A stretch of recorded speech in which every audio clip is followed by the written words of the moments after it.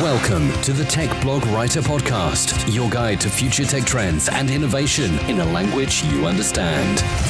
Now, over to your host, Neil Hughes. Welcome back to the Tech Blog Writer Podcast. Now, over the last few weeks, I've spoken with a variety of leaders from various industries, and there are a few trends emerging from these conversations. I mean, yes, there is a tech skill shortage at the moment, and organisations need to work harder to attract the right talent to their company. And predictably, in these customer-centric times, the candidates are very often now holding all the cards. Businesses can no longer say that this company is all about the people without actually backing it up and actually looking after their people. And workers are no longer content with just clocking in and clocking out and going through the daily grind. They want to feel a part of something. Deep down, they want to make a difference and also feel valued by their company and employer too. And the days of that micromanager bullying their staff member and saying you've got a 2 out of 5 in your appraisal, book up or you'll be out of here, are thankfully disappearing. Because I think the same expectation levels we now have as consumers, we're now carrying those into the workplace too.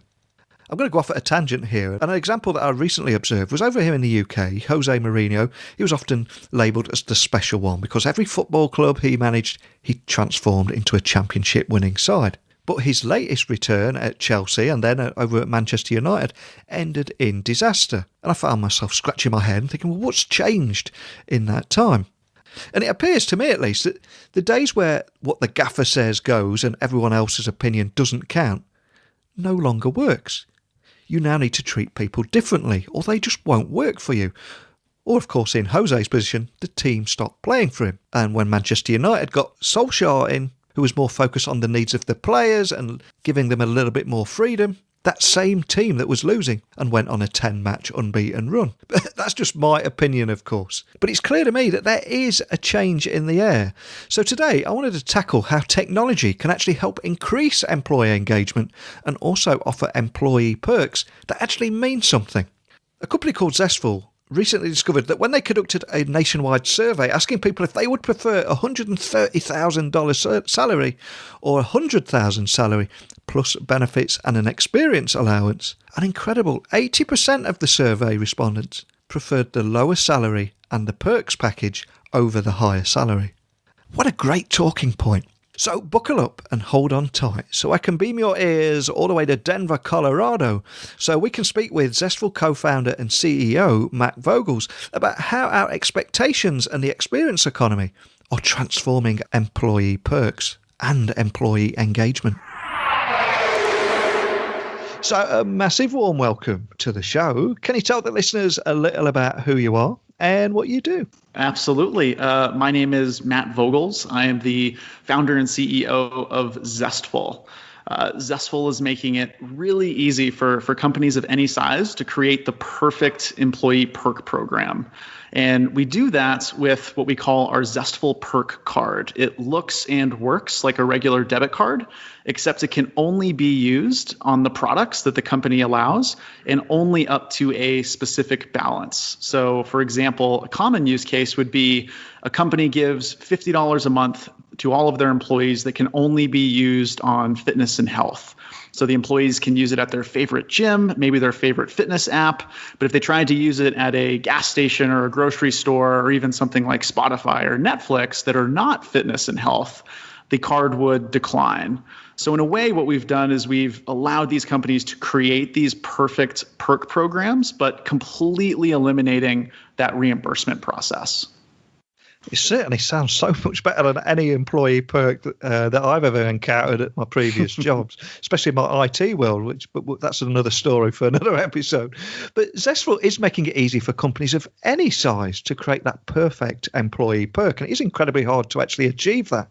But can you just set the scene and tell me a little bit more about what it is, how you achieve that, and also, of course, what makes it unique from all those other employee perk companies out there? Yeah, and I kind of want to start that question with the two different angles that we come from. I think if you're a small company, then the difficulty is actually giving a perk that your employees will look at and recognize. Typically small companies can't pay high salaries. They can't give these tremendous perks and rewards.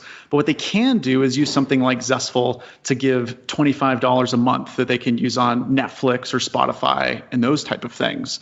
So from the small company side, it gives them this competitive advantage, we would say. From a large company size, Zestful is valuable in a different angle, in that when you have hundreds of employees, the operational cost of managing a program like a reimbursement process for fitness and health could take hours, if not days, of somebody's time. So from a small company perspective, we're the secret ingredient that lets them easily do something like employee perks. From a large company perspective, we eliminate that very heavy, cumbersome reimbursement process.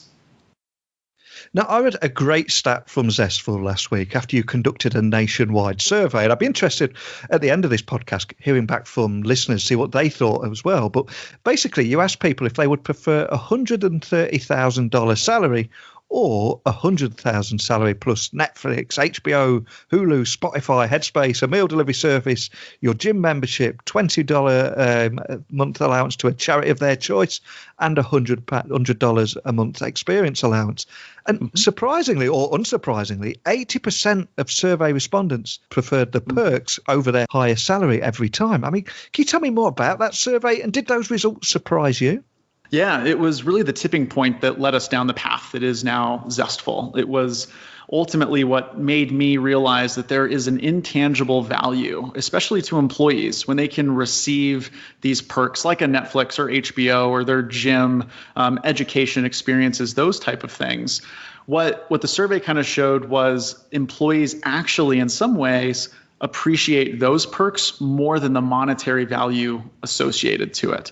Now, what I will say about the survey is that our mission isn't to replace salary. What we don't want to happen is we don't want companies that are going in and slashing salaries for employees to give them things like Netflix and HBO. Really, the whole point of the survey for us was just to identify that there was an intangible, almost a network effect on the perks that they wanted. So instead of giving $25, let's say, to somebody's salary, you're better off giving them $25 that they can only use on those products that they care about. Whether or not we were surprised by it, I certainly was. I was hoping that it was going to be even more 50-50. But the fact that it was 80-20 really blew me away. In fact, it was so surprising, I ended up emailing as many people as I could after the survey, asking them why they chose that. Because ultimately, the difference in value was close to $25,000. The perks that you listed have about a $5,000 a year value. But the majority of employees still chose that over that $30,000 salary increase. And had we worded it differently, maybe that wouldn't have been the case. But because it was 80-20, I reached out and asked why. The results or the responses were all kind of along the line of, well, I would rather be given these things because otherwise I'm going to spend maybe the extra money on my rent, my bills, my family, maybe some of the more quote unquote responsible things that maybe I should be spending my salary on. But by actually giving me these things that I do care about and even an allowance that I can use only on the things that I care about, it had a higher value or impact on their lives. And hearing those results, it really hammers home the point to me that the experience economy and the personalization of everything are not just buzzwords, it's a real thing now. And I love on the back of that, Zestful is evolving the way employees use their perks by actually enabling them to directly purchase the products, services, or indeed experiences that they care about the most. And that's going to be different to each individual employee. And I keep reading about the new experience economy, and it's clear something needs to change. But can you walk me through how, let's say we've got an employer or a business leader listening, how they would implement and set up Zestful? I mean, are there any particular challenges or opportunities you can share around that? Yeah, I think that the biggest challenge is you hit it right on the head with the individualized experiences. We like to say here that every employee is different. Why would your perks be all the same? So in this case, the challenge for many companies is how do we combine the ability to offer a wide variety of experiences? Because guys, I agree, especially the younger workforce, they come in expecting or wanting these life experiences over cash. So the challenge for these companies is how do we make it easy to offer a wide variety of these experiences to them? And that's ultimately where we come in. We have over 600 products. I think over 200 of those are what I would consider as experiences. And even then, we have products like Eventbrite or SeatGeek or other ticketing purchasing platforms where they obviously have a wide variety of experiences that you can go to. So in our case, we've created a single card or a single form of entry that allow these employers to give one allowance. Maybe it's $50 a month, maybe it's $100 a month, who knows? But then they can use that allowance on, if anything, an infinite amount of experiences that are important to them. And that's really what we were trying to create. And if we do have anyone listening that's been around the block a time or two and grown weary of those rewards programs, from an employee point of view, can you just explain how Zestful works? Absolutely. So when your company creates the program, be it an allowance or maybe you can give a single reward like $50, from the employee's perspective, when their company signs them up for maybe an allowance, be it $50 a month or a one-time reward, the employee will receive what is ultimately, like I said, a real physical debit card. They'll get it in the mail. It can be sent directly to their house. When they activate that card and they start using Zestful, they can browse all of the products and services that their employer has allowed them to browse. And then they use that card just like any other debit card. So if they want to take it to the coffee shop or at their local gym, they can use it in person. They can also use it online, be it on Netflix, Spotify, HBO, or any of the hundreds of other online products that we have. So from the employee's perspective, it's no different than using their other credit cards or debit cards. So do you guys get to hear any feedback stories? And if you do, what kind of feedback have you received from both businesses and employees? I love that. I think that the most surprising feedback that we've gotten is just the wide range of products that are being used. And you start obviously with, like I've mentioned multiple times, the Netflix and Spotify's and those popular products that you think would be the most popular, and maybe they are, but not by as large of a margin as you'd expect. What we really see is a long tail on the end where we have these local coffee shops that are being used, products like Blue Apron or food delivery services. But even then, it's not maybe the more popular ones. It's the ones that are local to their own city. So I think the biggest surprise for us has been the majority of our uses are happening at local places, be it local companies or local restaurants and coffee shops. So that's been the biggest surprise for us.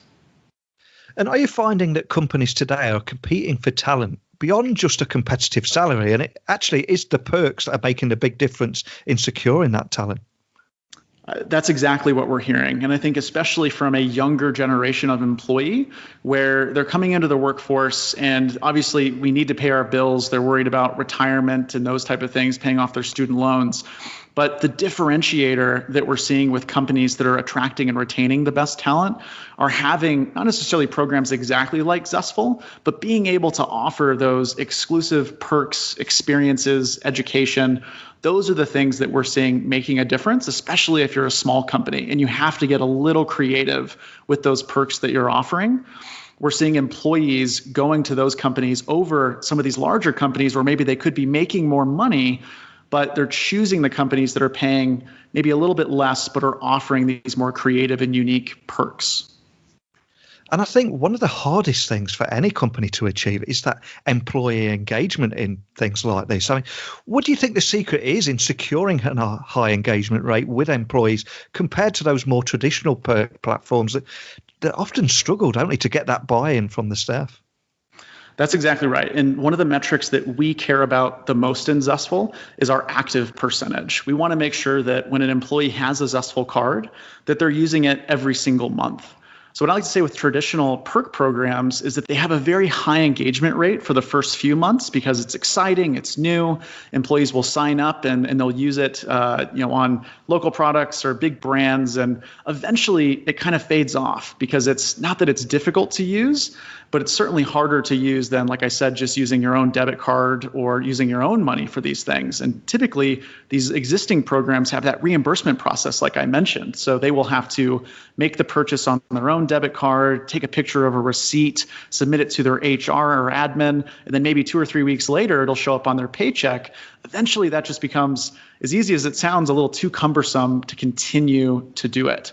So ultimately, what we're trying to do is make it as easy as possible for those employees to use Zestful so that that active percentage stays high. And what we've seen just in the last few months is that when an employee has a Zestful card, they're using it about 94% of the time. That's our current monthly active rate. And we want to try to keep that number as high as possible. And I think the best way to do that, and where we're unique, is that we can actually add those products, especially those local products that other programs maybe don't have the bandwidth or the resources to do. With the way that we've built Zestful, we can add your favorite local product in under 24 hours. So that product that maybe you don't have on your existing perk program because it's not a big name brand, you can add in Zestful and then use it every day. Now, I read a great quote from you recently, which I've got to mention because I think it really resonated with me. I mean, I think you said employee happiness is a top priority for so many companies, but the need for each employee are unique and changing faster than the company can actually keep up with. I mean, can you expand on that a little and why you feel it's so important? Yeah, I think that the future of work, the individualized aspect of work is changing very quickly. And we can go on and on about the contractors and freelancers and the solopreneurs that we're seeing coming into the workforce as well. But more importantly, what we're seeing is that individualized aspect. Employees are wanting things that are more individualized to their own wants and needs. And as employee happiness is becoming more and more important because it is becoming more and more difficult, I think, to keep your employees happy because there's so many options, so many opportunities that employees need to be reminded constantly that they're being rewarded and appreciated. And like I said, if an employee's needs are very individualized, it becomes very difficult for a company to keep up with that. And we have this phrase that we always use at Zestful called "you do you." We want to encourage employees to continue to do the things that they like, and Zestful gives them an opportunity to continue to do that. So what's next for you guys at Zestful? And is there anything else you can share with me today about that grand vision for Zestful and the road ahead for you guys? Yeah, so right now we have two different programs in place. We have our allowances and rewards. Allowances are going to be those recurring amounts or balances that you can have every month or every year. That was that $50 a month for fitness and health that I spoke about earlier. The other option we have right now are rewards, which are one time. You can give them for birthdays or work anniversaries, maybe just for somebody doing really well on a sales call. The third option that we're going to be rolling out here in the next couple of weeks is going to be peer-to-peer rewards, allowing your employees to reward other employees in the company for a job well done. So a common example would say, hey, we're going to give everybody in the company $10 a month. You can't use it on your own Zestful card, but you can give that to other employees within the company so that they can then use it on their Zestful card. And that's a trend that we're also seeing very commonly, not necessarily within the companies, but certainly with the technology that we're seeing in HR, is this peer-driven or employee-driven software that allows these employees to continually engage with each other, but also with the program itself. And I think that our peer-to-peer program that we'll be launching here hopefully within the next month or so is going to make that perfectly easy. So for anyone listening in any industry that are really interested in what you're setting out to achieve here, and you're getting great feedback, can you just remind them of where they can find you guys online and maybe even just contact a member of your team if they've got any questions after listening to our conversation? Absolutely. So you can go to zestful.com, zestful.com. We have a little chat widget on the bottom right. We're always engaged and active on there. In many cases, we do real-time demos. We can certainly answer any questions that you have. You'll also find on zestful.com a handful of videos and use cases and other things that'll help you figure out what type of program is going to be unique and perfect for your team. Online on social media, you can find us at Get Zestful on Twitter and Instagram, and we're always engaging with new customers on there as well. Well, like I said a few moments ago, we are all living in the experience economy now, and it seems that almost every aspect of our life is personalized to give us the information or the content or the entertainment that's personalized to our own personal taste. And I think in the workplace, we all want to be treated as a unique individual, not just a number. And with every company saying it's about the people, the secret to this company is the people, I think what you're doing at Zestful is giving them a chance to prove that and give the people something back. And as a result, they're tempting talent to the company as well, which is a wonderful thing and a great use of technology. So a big thank you for coming on and sharing that story with me today. Thank you very much for having me. This was great. Zestful makes it easy for companies to create the perfect perks and rewards program for their employees without that painful reimbursement process. And as far as I'm aware, it's the only solution that allows companies to customize which specific products or categories an employee can spend their benefit dollars on. And I love how Zestful finally help employers treat their employees as the unique individuals that they are, and not just that traditional one-size-fits-all approach, because it no longer works. And I must admit, maybe I'm a frugal podcast host, but I would have taken the $130,000 wage and then spent $30,000 on the experiences myself. But seriously, I understand the appeal of this and why 80% of those surveyed would use it. But over to you, listeners scattered all over the world. It's time for a bit of a straw poll here. What would you choose? And also, I'm interested in how Zestful compares with your own employee benefit system that your company has in place at the moment. Because I want to see if we can find any more trends from your personal experiences listening, wherever you are. So, as always, email me, techblogwriter@outlook.com. Twitter and Instagram is @NeilCHughes. And although we're not out of time, because time is limitless, of course, I'm going to walk off into the sunset now. But before I do, I just want to give a big thank you to Matt for coming on the podcast today, and an even bigger thank you to each and every one of you for joining me. But I will speak to you all again tomorrow, and until next time, don't be a stranger. Thanks for listening to the Tech Blog Writer Podcast. Until next time, remember, technology is best when it brings people together.